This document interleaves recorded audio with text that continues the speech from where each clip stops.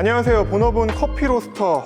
요즘 들어 의도와 달리 커피 장비 리뷰어로 잘못 알려지고 있는 커피웍스 팩토리 이정화입니다. 제가 유튜브 채널을 처음 시작할 때 기획했던 것은 크게 이제 로스팅, 그 다음에 에스프레소, 그 다음에 핸드드립에 대한 내용들이었는데요. 일단 로스팅은 그동안 어느 정도 컨텐츠가 좀 축적되기도 했고, 올해는 다양한 내용들을 이제 동시다발적으로 한번 풀어보려고 합니다.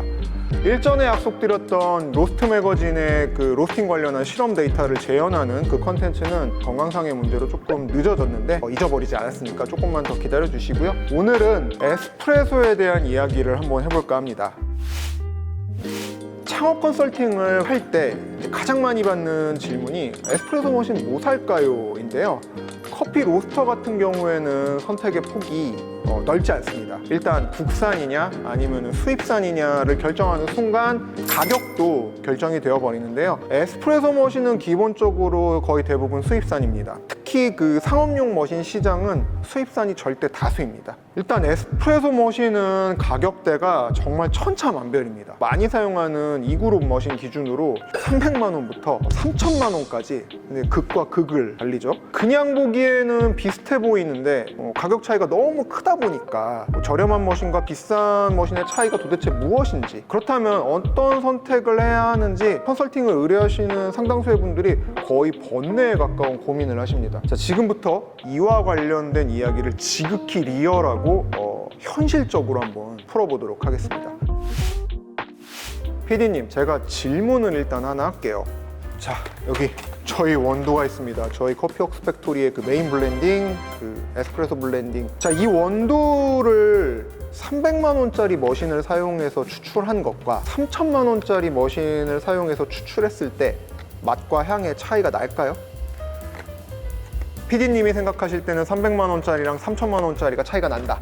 그런데 일반적인 에스프레소 추출 규칙을 지켰다라는 전제 하에서는 사실 거의 차이가 없습니다. 상당히 의외죠. 다시 한번 질문을 할게요. 자, 동일한 원두예요.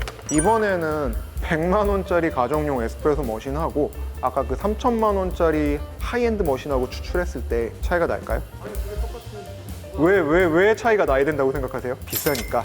비싼 만큼 값어치를 해야 되니까 사실 아주 큰 차이를 느끼기가 힘듭니다. 로스터 입장에서 이야기한다면 거의 똑같다고 이야기할 수 있을 정도입니다. 그쵸? 그러면 안 될 것 같죠? 이제 머신을 구입하시려는 분들이 가정용 머신을 쓰다가 근데 뭐 제가 쓰는 것과 비슷한 하이엔드 머신으로 바꾸고 났더니 커피 맛이 완전히 다르더라는 내용을 쉽게 접할 수가 있습니다. 실제로 달라지는 부분도 있기는 하겠죠? 근데 제가 생각할 때는 거의 플라시보 효과에 가깝다고 봅니다. 자, 원두 품질이 좋다라는 전제하에서는 100만 원짜리 가정용 머신이나 아니면 3천만 원짜리 하이엔드 머신의 차이를 느끼기가 어렵습니다.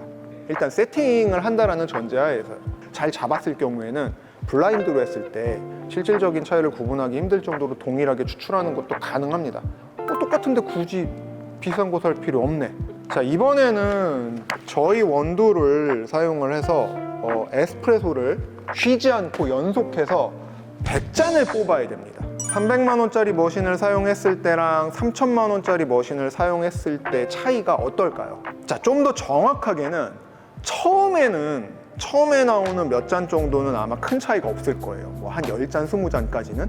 그런데 이제 추출 횟수가 뒤로 늘어나면 늘어날수록 맛과 향의 차이, 즉 음료의 품질 차이가 많이 나기 시작을 합니다. 제가 처음에 PD님께 했던 그 두 가지 질문 있잖아요. 거기는 전제 조건이 하나가 있습니다. 에스프레소를 한두 잔 정도만 추출한다고 했을 때, 설령 가정용 에스프레소 머신이라고 해도 3천만 원짜리 머신하고 큰 차이가 나지 않을 수가 있다는 겁니다. 자, 상업용 장비를 선택을 할 때의 기준점은 매장을 운영하는 데 필요한 아주 핵심적인 기능을 빠르고 정확하고 그 다음에 편차 없이 안정적으로 지속시킬 수 있는가 입니다. 연속 추출을 할 때 저가형 머신에서 이제 추출이 계속 진행이 되면 될수록 맛과 향의 품질 저하가 발생할 가능성이 높은 이유는 여러 가지가 있는데 그 중에 딱 한 가지만 제가 꼽는다라고 하면 바로 커피를 추출하는 그 물의 온도, 이걸 유지해주는 기능이 이런 머신들 대비 많이 부족합니다. 보통 이런 제가 쓰는 시네소 같은 하이엔드 머신들은 뭐 보일러 2개, 듀얼 보일러가 들어가 있고 온도를 0.1도 단위로 계속 조절을 해주는 PID 기능도 들어가 있거든요. 이 외엔 또 비싼 머신일수록 이제 복잡 다양한 기능들이 추가가 됩니다. 300만 원짜리 머신과 3천만 원짜리 머신이 결국은 똑같을 수 없다라는 거를 이제 어느 정도 이해하셨죠?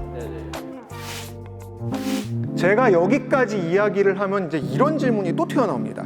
제가 아는 카페가 하나 있는데 그곳은 300만 원짜리 머신을 사용을 해요. 근데 커피도 정말 맛있고 저기 시내 아니면 외곽의 어떤 유명한 데랑 비교를 해도 손색이 없던데요? 그것도 맞는 얘기예요. 다양한 거래처들이 있는데 저랑 같은 이 하이엔드 머신 브랜드인 시네소 MVP 하이드라를 쓰는 곳들도 있지만 300만 원 정도에 구입 가능한 이제 페이마 298 프레지던트라는 또는 이제 시메라는 매장을 사용하는 곳들도 있어요.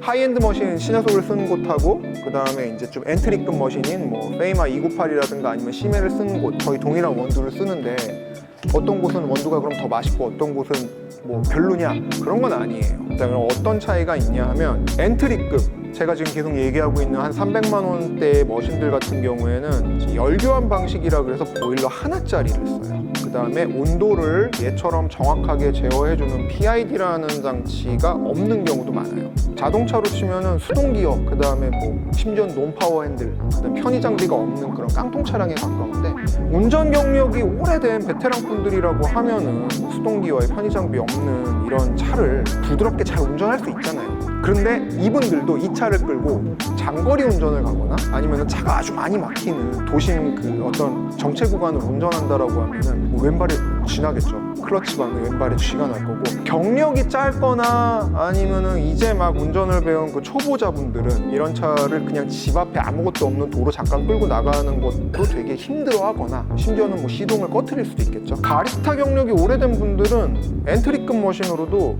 추출하는 음료의 어떤 일관성, 그다음 품질을 유지시킬 수 있는 노하우, 그다음에 능력이 있습니다. 이런 분들은 사실 어떤 장비를 던져줘도 제대로 된 커피를 추출할 수가 있을 거예요. 다만 좋은 장비를 사용했을 때랑 비교를 한다라면은 일이 더 번거롭고 신경 써야 될 것도 많고 힘들겠죠. 카페를 뭐 몇 시간 아니면 며칠 하고 말 게 아니잖아요. 근데 이런 것들이 증가하면은 그만큼 일로 인한 피로의 누적이라든가 또 빠르게 건강을 상하게 할 수도 있습니다. 현재 그 바리스타나 아니면 매장을 운영하시는 분들은 이 커피 추출해서 파는 게 얼마나 그 높은 강도의 육체 노동인지를 아마 정확하게 아실 거예요.